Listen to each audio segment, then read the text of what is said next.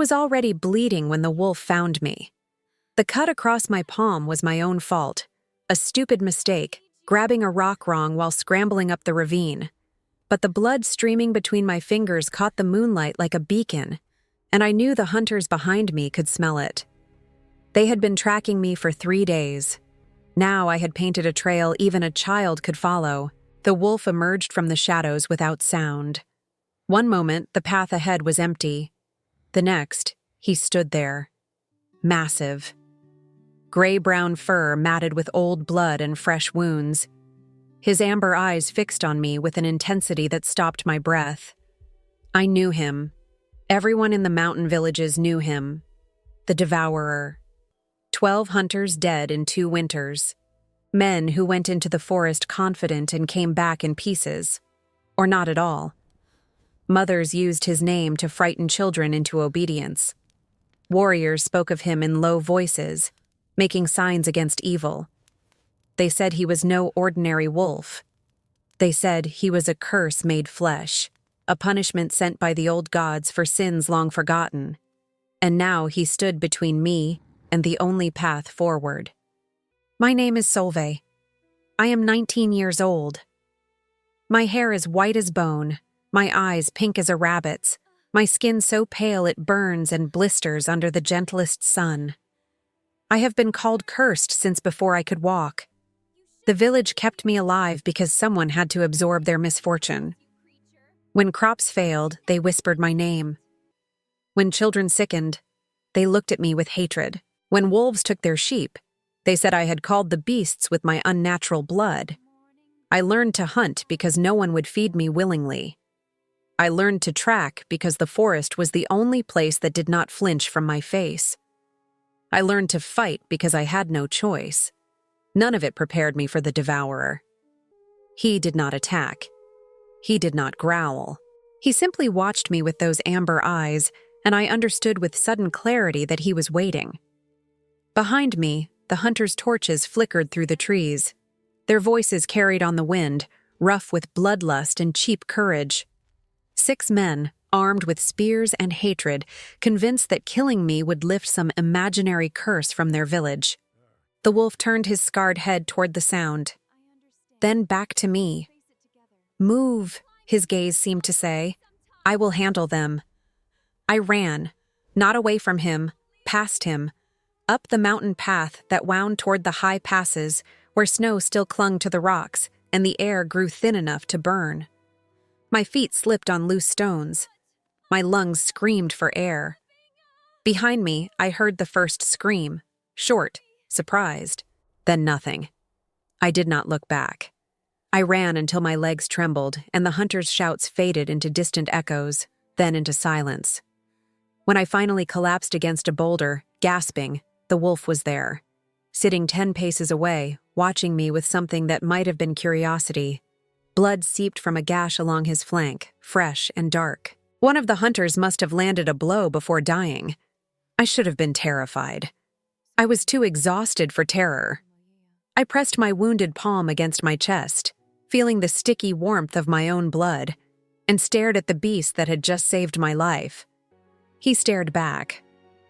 Neither of us moved until dawn crept over the peaks and painted the snow in shades of rose and gold. That was 4 days ago. Now I walk through a world turned to mud and treachery. The spring thaw has transformed the mountain paths into rivers of slush. Ice cracks beneath my feet without warning, sending my heart lurching into my throat with each uncertain step. The wind carries the smell of rotting snow and new growth, life and death tangled together in the way of all changing seasons. The wolf walks beside me, not close enough to touch, never that close, but always there, a gray shadow at the edge of my vision. He hunts at night and brings me pieces of his kills. Rabbit haunches still warm, a deer's liver, rich with iron and heat. I cook what I can over small fires and eat the rest raw, because hunger has stripped away whatever delicacy I once possessed. The meat tastes like survival, like defiance. I talk to him sometimes. He never responds, but his ears swivel toward my voice, and I have grown accustomed to the weight of his attention. There is something almost human in the way he listens, almost understanding. I tell him about Greta. Greta raised me. She took me in when I was 3 days old, wrapped in bloody rags and left on the edge of the village. She fed me, clothed me, taught me to speak and walk and survive. For 16 years, I believed she loved me. She was stern but never cruel. She taught me which herbs could heal and which could kill. She braided my white hair when the other children threw stones. She called me her little ghost, her moonlight girl. Then I found the coins, a leather pouch hidden beneath the floorboards of her cottage. I had dropped a needle through a crack and knelt to retrieve it, my fingers brushing something that should not have been there. Silver pieces, more than she could earn in 10 years of honest work. And with them, a letter. The ink had faded, but I could still read the words. Keep the child alive. More payment will follow each spring. She must reach her 20th year. No signature, no explanation. Just instructions, and silver, and the sudden understanding that my entire life had been a transaction. I confronted her that night, my hands shaking, the letter crumpled in my fist. She wept. She begged me to understand. She said she had grown to love me truly, that the money no longer mattered. But she would not tell me who sent the payments. She would not tell me why. Her silence was a wall I could not break, no matter how I pleaded. I left before dawn, took my bow, my knife, and what little food I could carry. The village elders caught wind of my discovery somehow. Perhaps Greta told them, hoping they would drag me back. Instead, they decided that a cursed girl who had outlived her usefulness was better off dead. The curse-bearer who asks questions becomes a threat rather than a shield. They sent the hunters. The wolf makes a sound, low, questioning. I realize I have stopped walking, lost in memory. The path ahead splits in 2 directions. Left descends toward the valley where villages cluster along the river, smoke rising from 100 chimneys. Right climbs toward the high pass, toward the lands beyond the mountains where I have never been. I have no reason to go right except that everything I have known lies to the left. And I am done with everything I have known. The wolf chooses before I do. He pads toward the right path, then pauses, looking back at me. Waiting. Fine. The high pass. It is. We climb for 2 more days. The air thins until each breath feels like drawing smoke. My lungs ache. My muscles burn with a deep, relentless fire. The wolf shows no sign of strain, but his wounds have opened again, leaving spots of red on the white snow. I worry about him in a way that surprises me. He is a killer, a monster from the stories mothers tell. But he is also the only creature in this world who has chosen to stay beside me. On the 3rd day, we find the body. A man, sprawled across the path like a discarded doll. Young. Dark hair, dark beard, skin bronzed by sun and wind. His leather armor bears no insignia I recognize. A sword lies near his outstretched hand, the blade crusted with dried blood. His own blood pools beneath him, seeping from a wound in his thigh. Deep, bad. The kind of wound that kills slowly, stealing heat and strength until the cold finishes what the blade began. But his chest still rises, barely. A flutter of breath that mists in the frozen air. The wolf growls. He does not like strangers. I understand the impulse. Every stranger I have ever met has either feared me or hated me. Often both, but I kneel beside the man anyway, press my fingers to his throat. His pulse flutters like a trapped bird. He will die within the hour if I do nothing. I should do nothing. I should walk past him and continue toward the pass and leave him for the crows. It would be the smart choice, the safe choice, the choice that asks nothing of me except to keep moving.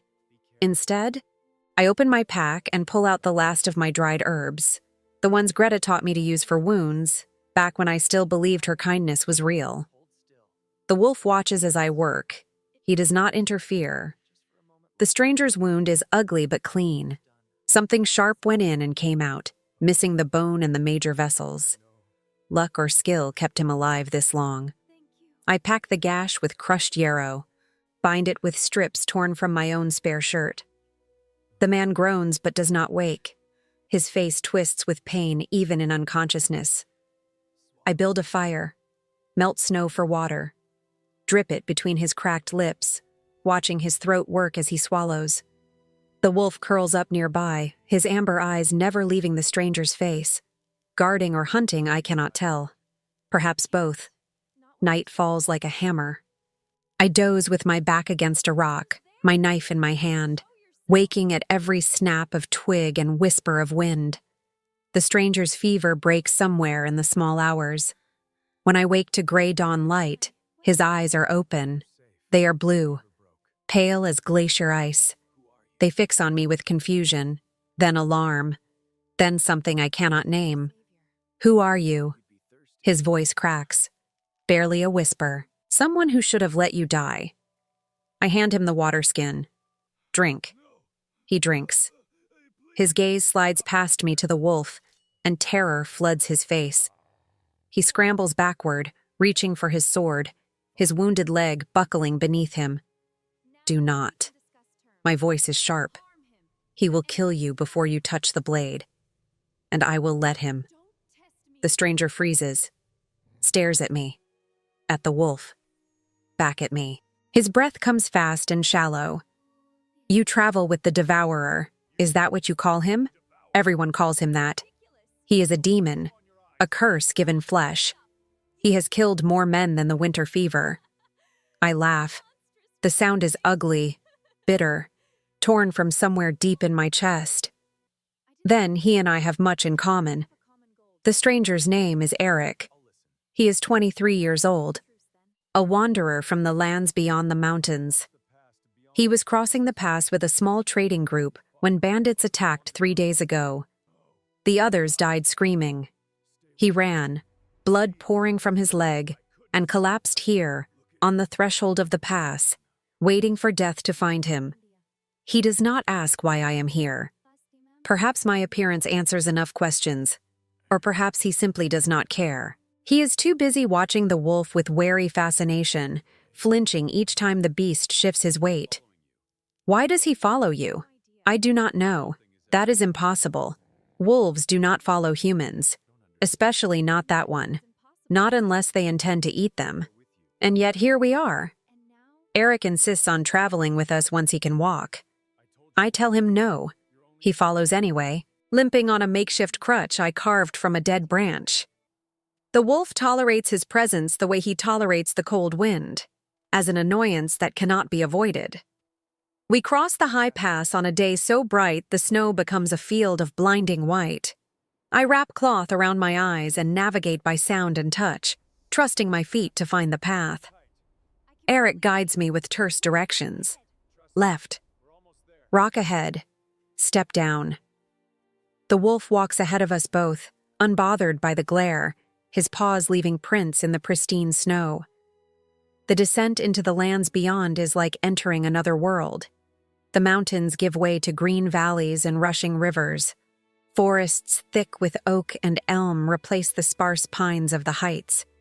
The air smells of flowers and growing things, rich and heavy after the cold clarity of the peaks. I breathe deep and feel something loosen in my chest, something I had not realized was clenched so tight. Eric speaks of villages and roads ahead, a world of structure and order. I listen without responding. What do I care for villages and roads? I am a cursed girl with a demon wolf. I belong nowhere. But curiosity drives me forward. Someone paid Greta to keep me alive for 20 years. Someone wanted me to reach a specific age. There must be a reason.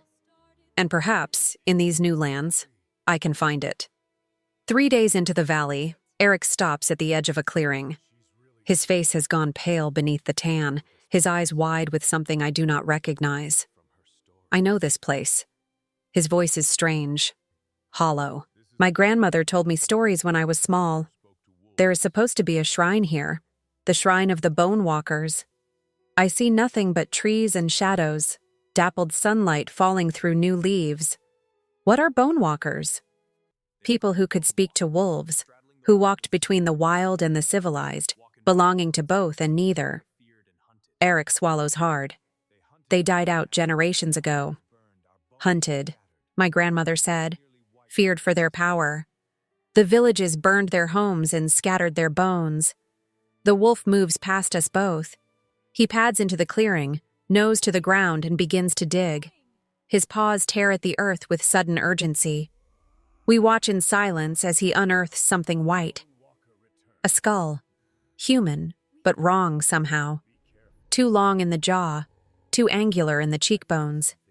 He digs more, revealing bones scattered beneath the moss, and something else.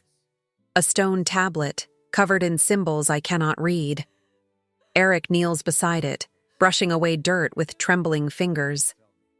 This is their language. He traces the carved lines.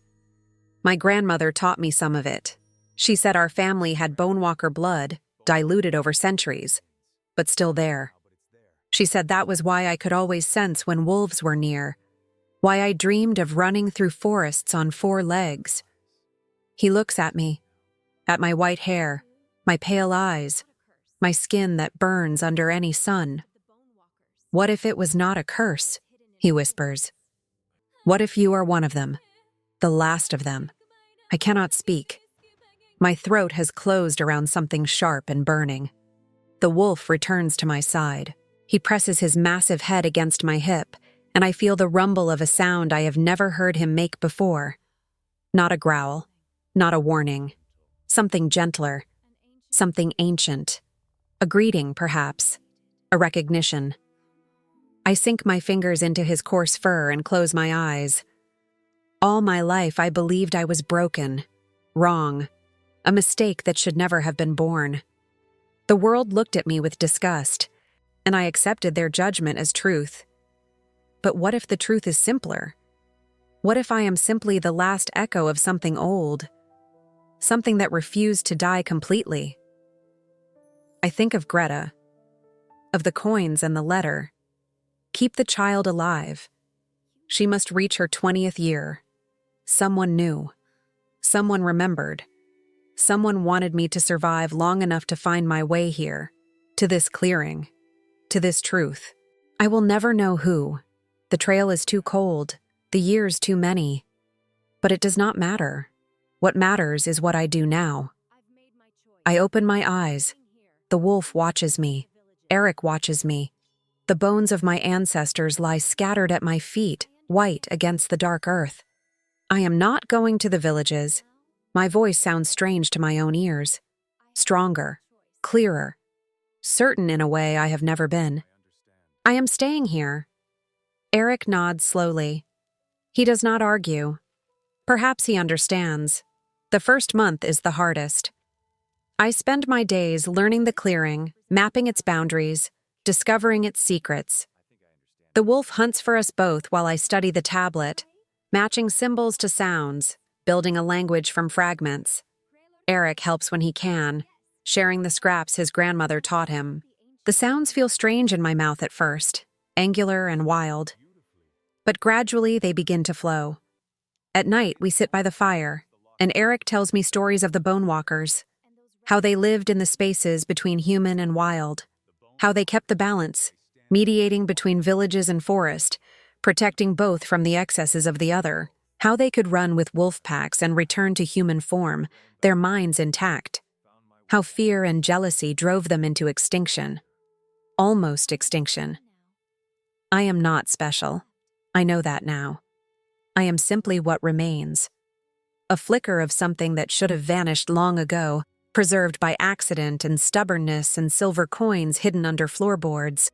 But a flicker can become a flame, if tended carefully. The wolf teaches me things no tablet can. How to move through the forest without sound, placing each foot with deliberate care. How to read the wind for danger, parsing the scents it carries. How to listen to the voices of the wild, the ones that speak without words. He is patient in ways I never expected, gentle even when I fail. I stop calling him the devourer in my mind. He is not a monster.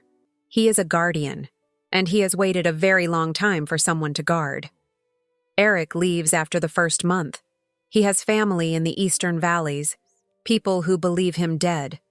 The day he goes, he presses something into my hand. A bone pendant on a leather cord, carved with the same symbols as the tablet. My grandmother's. He closes my fingers around it. She always said it should go to someone who needed it more than her. I think she meant you. I watch him limp away through the trees, his crutch replaced by a carved walking stick. The ache in my chest is unfamiliar. Not loss, not loneliness. Just the quiet recognition of a connection that will endure across distance. I am not alone anymore. I have the wolf. I have the forest. I have the bones of those who came before, whispering their secrets in a language I am only beginning to understand. The villagers who sent hunters to kill me will never find me here. The clearing is hidden by old magic, the kind that deflects eyes and feet, that turns paths back on themselves.